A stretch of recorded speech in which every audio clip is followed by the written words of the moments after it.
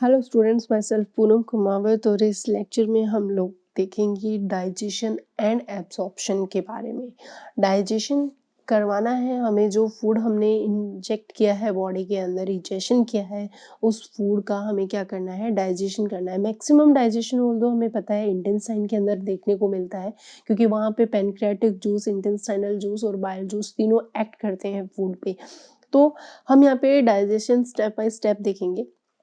सबसे पहले हम देखेंगे कि माउथ के अंदर किस किस चीज़ का डाइजेशन हुआ था, देन स्टमक में एंड देन स्मॉल इंटेस्टाइन के अंदर। तो सबसे पहले हम अगर बात करें डाइजेशन की, तो हमारे पास जो डाइजेशन देखने को मिल रहा था वो था स्टार्च का। ठीक है, तो स्टार्च का डाइजेशन कहाँ हुआ था? तो स्टार्च को डाइजेस्ट किया गया था ओरल कैविटी के अंदर सबसे फर्स्ट टाइम। तो ठीक है, सबसे पहले कहाँ इसका डाइजेशन हमें देखने को मिलता है स्टार्च का? ओरल कैविटी के अंदर, क्योंकि ओरल कैविटी के अंदर क्या प्रेजेंट थी? सलाइवा। ठीक है, और सलाइवा के अंदर बेसिकली क्या प्रेजेंट था? Salivary amylase. ठीक है, ये जिसको हम टाइलिन के नाम से भी जानते हैं। ठीक है, ये सेलेवरी एमाइलेज क्या करता है? ये स्टार्च पे एक्ट करता है। ठीक है, और स्टार्च को किस में तोड़ देता है? Starch is a complex part, और इसको किस में तोड़ देता है? माल्टोज के अंदर तोड़ देता है। तो इस तरीके से हमें सबसे पहले स्टार्च का जो डाइजेशन है वो कहाँ देखने को मिला था? ओरल कैविटी में। और सेकेंड टाइप हमें जो डाइजेशन देखने को मिला था स्टार्च का, वो था स्मॉल इंटेस्टाइन में। ठीक है, तो स्मॉल इंटेस्टाइन के अंदर भी स्टार्च जो है डाइजेस्ट किया जाएगा with the help of pancreatic amylase. ठीक है, तो वहां पे भी हम देखेंगे कि पैनक्रियाटिक एमाइलेज जो है वो स्टार्च को डाइजेस्ट करेगी। उसके बाद अगर हम बात करें, नेक्स्ट हमारे पास प्रोडक्ट जो आता है वो है प्रोटीन। ठीक है, प्रोटीन की अगर बात करें तो प्रोटीन को सबसे पहले डाइजेस्ट किया था फर्स्ट टाइम इन स्टमक के अंदर। ठीक है, और स्टमक में कौन डाइजेस्ट करता है? पेप्सिन डाइजेस्ट करेगा। ठीक है, और प्लस एक और एंजाइम रहता है रेनिन। ठीक है, वो ऑल्दो मिल्क प्रोटीन को ही डाइजेस्ट करता है। और जो सेकेंड टाइम डाइजेशन हमें देखने को मिलेगा वो स्मॉल इंटेस्टाइन के अंदर। ठीक है, और स्मॉल इंटेस्टाइन के अंदर इसको कौन डाइजेस्ट करेगा? प्रोटीन को कंप्लीट डाइजेशन करने में दो एंजाइम यहाँ पे रोल प्ले करेंगे। एक तो यहाँ पे हम देखेंगे कि एक तो पैनक्रियाटिक जूस और प्लस इंटेस्टाइनल जूस। ठीक है, दोनों प्रोटीन को डाइजेस्ट करेंगे। और थर्ड जो हम डाइजेशन यहाँ पर डिस्कशन करेंगे वो है लिपिड। ठीक है, लिपिड को सबसे पहले जो है बाइल जूस उसके ऊपर एक्ट करता है, और बाइल जूस उसको इमल्सिफाई कर देता है। तो आफ्टर इमल्सिफिकेशन, अगर इमल्सिफिकेशन के बाद में लिपिड को डाइजेस्ट किया जाएगा लाइपेज के थ्रू। ठीक है, तो लाइपेज जो है वो हमें पैनक्रियाटिक जूस के अंदर मिलेगा, और ये भी कहाँ होगा? स्मॉल इंटेस्टाइन के अंदर। तो इस तरीके से हम थोड़ा डिटेल में देखेंगे कि स्टार्च, प्रोटीन और लिपिड को किस तरीके से कंप्लीट डाइजेस्ट किया जाता है। तो सबसे पहले जो डाइजेशन हमें देखने को मिल रहा था वो था ओरल कैविटी में। ठीक है, और ओरल कैविटी में बहुत सिंप्लीफाई बात करें तो स्टार्च को किस में कन्वर्ट कर दिया गया था? माल्टोज के अंदर। किसने किया था? सेलिवरी एमाइलेज ने। ठीक है, उसके बाद हमारे पास नेक्स्ट डाइजेशन के लिए जो साइट थी वो थी स्टमक। ठीक है, स्टमक में बेसिकली हमें दो चीजों का डाइजेशन देखने को मिलता है। मेनली तो देखो प्रोटीन ही होता है यहाँ पे। प्रोटीन को डाइजेस्ट किया जाएगा पेप्टाइड एंड पेप्टोन्स के फॉर्म में। ठीक है, और इसको डाइजेशन करने के लिए हमारे पास जो एंजाइम्स होंगे वो कौन से होंगे? एक तो पेप्सिन, और मिल्क प्रोटीन है तो वहां पे आंसर आ जाएगा रेनिन। और उसके बाद में जो कंप्लीट डाइजेशन हमें कहाँ देखने को मिलता है? स्मॉल इंटेस्टाइन के अंदर, क्योंकि स्मॉल इंटेस्टाइन के अंदर कंप्लीट डाइजेशन का जो मेन पार्ट रहता है वो है ड्यूडेनम। रीजन क्या है ड्यूडेनम में कंप्लीट डाइजेशन होने का? वहां पे 3 जूस जो है वो एक साथ एक्ट करेंगे। एक तो बाइल जूस, ठीक है, दूसरा वहां पे हम देखेंगे पेनक्रियाटिक जूस, जिनके बारे में हम लोग पहले क्लासेस में डिस्कशन कर चुके हैं, और थर्ड है इंटेस्टाइनल जूस। ठीक है, इस तरीके से हम देखेंगे तीनों जूस यहाँ पे कंप्लीट डाइजेशन कर देंगे स्मॉल इंटेस्टाइन में। अगर बाइल जूस की बात करें तो बाइल जूस मेनली क्या कर रहा था, एक तो वहां पे अल्कलाइन मीडियम बना रहा था, ठीक है, ताकि जो है एसिडिक मीडियम खत्म हो सके, और सेकंड सबसे इम्पोर्टेंट काम कर रहा था इमल्सिफिकेशन ऑफ फैट, ताकि वो इजीली डाइजेस्ट हो जाए। और वहीं अगर हम पेनक्रियाटिक जूस की बात करें तो पेनक्रियाटिक जूस ने काफ़ी सारा इम्पोर्टेंट काम कर दिया था। फर्स्ट तो उसने क्या किया था, स्टार्च को किस में कन्वर्ट कर दिया था, माल्टोज के अंदर, ठीक है। सेकंड वहां पे जो प्रोटीन्स थे उनको किस में तोड़ दिया था, पेप्टाइड्स एंड पेप्टोन्स में, ठीक है।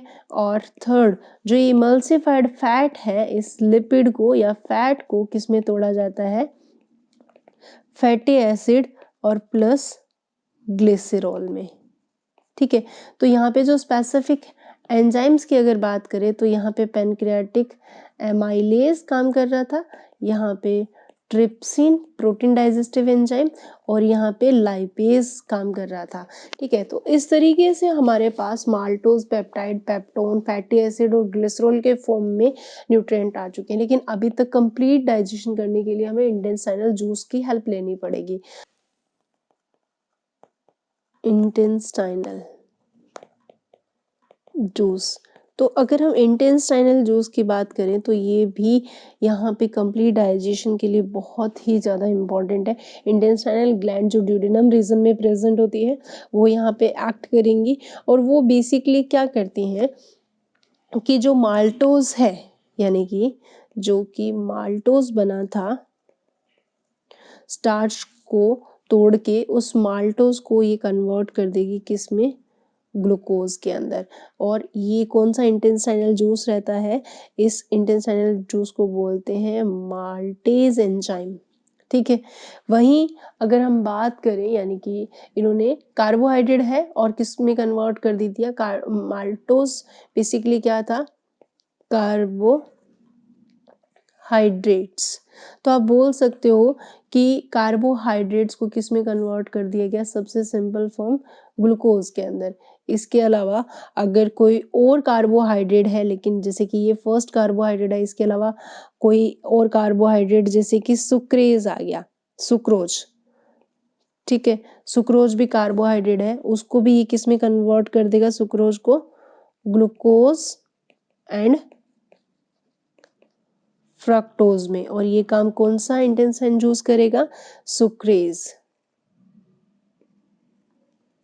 ठीक है। और थर्ड अगर कार्बोहाइड्रेट की बात करें तो जैसे कि आ गया लैक्टोज, ठीक है, दूध में लैक्टोज शुगर होती है, ठीक है, उसको भी ये ब्रेक कर देगा किसके अंदर, glucose and galactose, that is a simple sugar.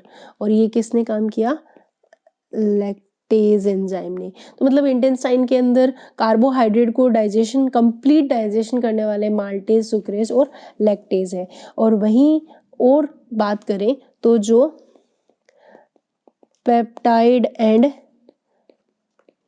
Peptones थे उनको किस में कन्वर्ट कर दिया जाएगा, एमिनो एसिड्स के अंदर, ठीक है। और ये काम कौन सा इंटेस्टाइनल जूस करेगा, इरिप्सिन, ठीक है।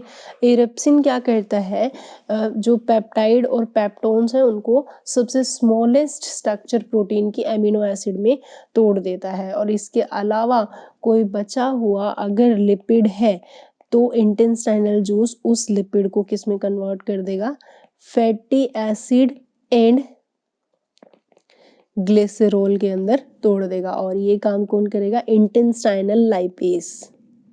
ठीक है, तो अगर आपसे पूछा जाए कि इंटेस्टाइनल जूस में कौन कौन से एंजाइम्स होते हैं तो माल्टेज, सुक्रेज, लैक्टेज, एरप्सिन और लाइपेज। इसके अलावा और भी जो न्यूक्लिक एसिड्स होते हैं उनको डाइजेस्ट करने के लिए भी एंजाइम्स होते हैं। ठीक है, तो ओवरऑल कंप्लीट डाइजेशन की बात करें तो इस तरीके से कंप्लीट डाइजेशन हमें कहाँ देखने को मिलता है? इंटेस्टाइन के अंदर। तो कंप्लीट डाइजेशन हमें कहाँ मिलेगा answer?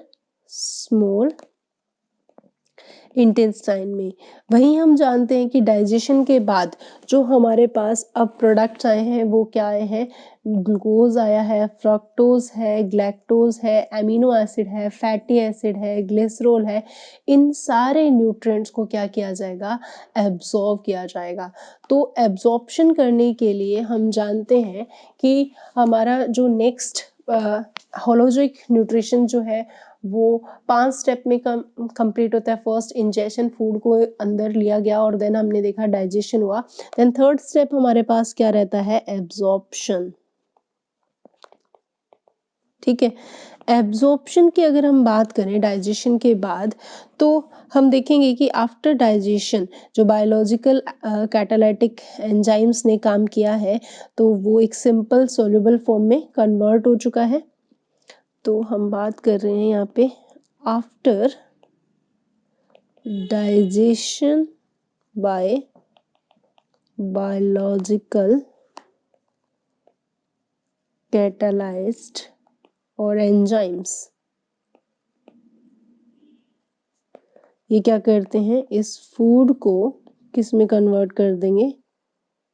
Converted into simple smaller and soluble substances में।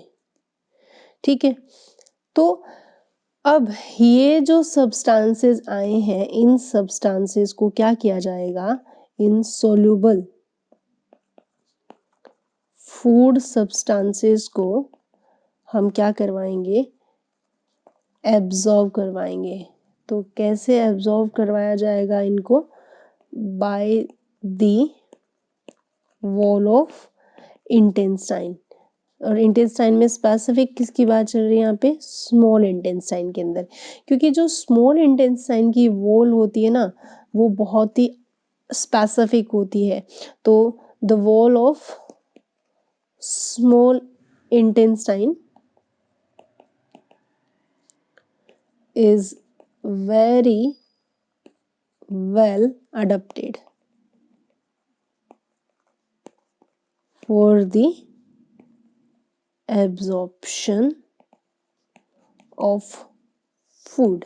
ठीक है, तो किस तरीके से हम देखेंगे ये जो है अडप्टेड रहती है। That is a very important question कि right the adaption of small intestine for absorption of digested food. तो अगर ऐसा ही हमारे पास क्वेश्चन आता है, right the adaptation of small intestine for absorbing digested food, तो इस क्वेश्चन का जो हमारे पास आंसर रहेगा वो कुछ इस तरीके से रहेगा।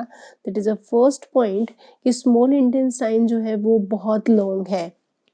ठीक है, तो हम लिख सकते हैं स्मॉल इंटेस्टाइन इज पहला जो सबसे पहला अडेप्टेशन है वेरी लॉन्ग, बहुत लंबी है।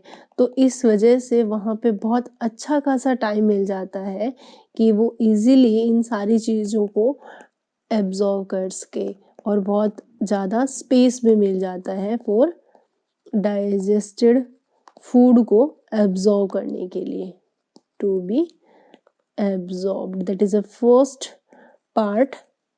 सेकेंड अडेप्टेशन देखें तो आप देखोगे कि जो स्मॉल इंटेस्टाइन होती है उसके ऊपर बहुत सारे finger like, that is a very important, finger like जो है प्रोजेक्शंस हमें देखने को मिलते हैं, जिनको हम किस नाम से जानते हैं?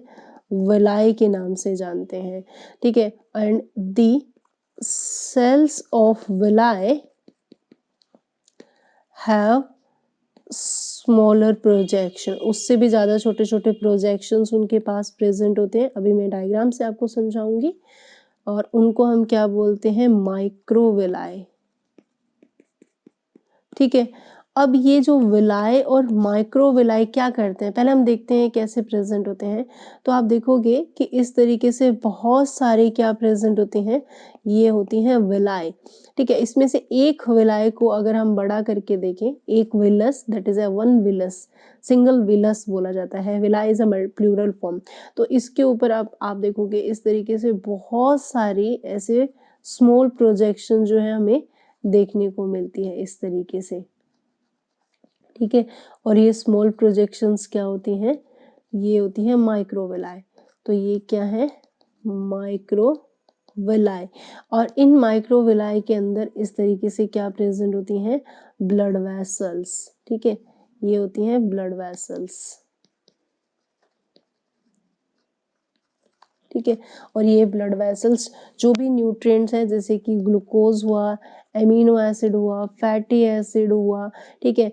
तो इन न्यूट्रिएंट्स को यहाँ से एब्जॉर्ब करके किस में भेज दिया जाएगा, ब्लड वेसल्स के अंदर भेज दिया जाएगा, ताकि ब्लड वेसल्स इन न्यूट्रिएंट्स को ओवरऑल द बॉडी, यानी कि हर एक सेल तक पहुंचाया जा सके, ठीक है।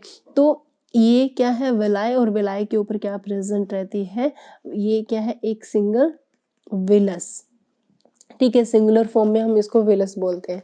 तो इस तरीके से हम देखते हैं कि एक विलाय पे बहुत सारी क्या प्रेजेंट होती है, इस तरीके से माइक्रोविलाय जो है हमें देखने को मिलती है। इस तरीके से ये हमें जो डायग्रामेटिक प्रेजेंटेशन देखने को मिलती है इस तरीके से, ठीक है। तो अब ये जो विलाय और माइक्रोविलाय करती क्या है, तो हम देखेंगे विलाय एंड जो माइक्रोविलायज होती हैं, ये बहुत इंपॉर्टेंट रोल प्ले करती हैं। ये क्या करती हैं, इंक्रीज कर देती हैं surface area, the surface area of the intestine manifold, ठीक है। जिससे कि इजीली क्या हो जाएगा, absorption is greatly enhanced by large surface, ठीक है। तो और थर्ड जो हमें, यानी कि फर्स्ट तो है बहुत लंबी होती है, और दूसरा विलाय प्रेजेंट होता है, और थर्ड जो हमें अडेप्टेशन देखने को मिलती है कि जो ये विलाय होती है ना, इनके पास क्या होती है, मैंने अभी भी बताया था कि बहुत सारे ब्लड कैपिलरीज होती हैं, ठीक है। तो जो भी डाइजेस्टेड फूड है, इसका मतलब ये हुआ कि जो भी डाइजेस्टेड फूड जिसको ये विलाय क्या करेंगे, एब्जॉर्ब करेंगे, इज हाईली वॉस्कुलर है, ठीक है। तो जो भी ये एब्जॉर्ब करेंगे, ये किसको दे देंगे, ब्लड को दे देंगी, and richly supplied by blood, ठीक है। तो एक्चुअली डाइजेस्टेड फूड जो है वो ब्लड के थ्रू बहुत ही जल्दी क्या हो जाएगा, पास हो जाएगा। That is a very important point कि एक्चुअली जो डाइजेस्टेड फूड होता है ना, वो बहुत ही जल्दी क्या हो जाएगा, पास हो जाएगा इनटू द ब्लड, ठीक है। और इससे क्या होगा, therefore it is quickly taken away to other place, ठीक है। तो इस तरीके से हम देखते हैं कि that is a important adaptation हमें यहाँ विलाय की देखने को मिलता है। डायग्राम में देखें तो कुछ इस तरीके से दिखते हैं विलाय। तो इस डायग्राम में हम देख सकते हैं कि ये स्मॉल इंटेस्टाइन रीजन है, ठीक है। और स्मॉल इंटेस्टाइन का एक पार्ट अगर हम बाहर निकाल के देखें तो इस तरीके से बहुत ज़्यादा अमाउंट में हमें क्या देखने को मिलते हैं, ऐसे फोल्ड देखने को मिलते हैं। दीज आर द फोल्ड जो हमें इंटेस्टाइन के वॉल के अंदर देखने को मिलते हैं। और इन फोल्ड को अगर आप ध्यान से देखो तो देखो बहुत सारे अमाउंट में हमें क्या देखने को मिलती है, विलाय। ठीक है। और इनमें से किसी एक विलाय को अगर हम इनलार्ज करके देखते हैं, दैट इज अ विलस। और इस विलस पे बहुत सारी क्या प्रेजेंट होती है, माइक्रो विलायज प्रेजेंट होती है। तो इस तरीके से विलाय जो है वो बहुत इंपॉर्टेंट रोल प्ले करती है एब्जॉर्प्शन में। तो इनके हेल्प से ही यहाँ पे कंप्लीट एब्जॉर्प्शन ऑफ न्यूट्रिएंट्स जो हमें इन्हीं के थ्रू स्मॉल इंटेस्टाइन में देखने को मिलता है। सो अब जो ये न्यूट्रिएंट ऑलोजिक न्यूट्रिशन के अंदर हम इंजेशन, डाइजेशन और एब्जॉर्प्शन कर चुके हैं, और अब हमारे पास जो लास्ट स्टेप रहता है वो रहता है असिमिलेशन एंड इजेशन का, जो हम डिस्कशन करेंगे नेक्स्ट लेक्चर में। तब तक के लिए stay happy, keep studying, thank you.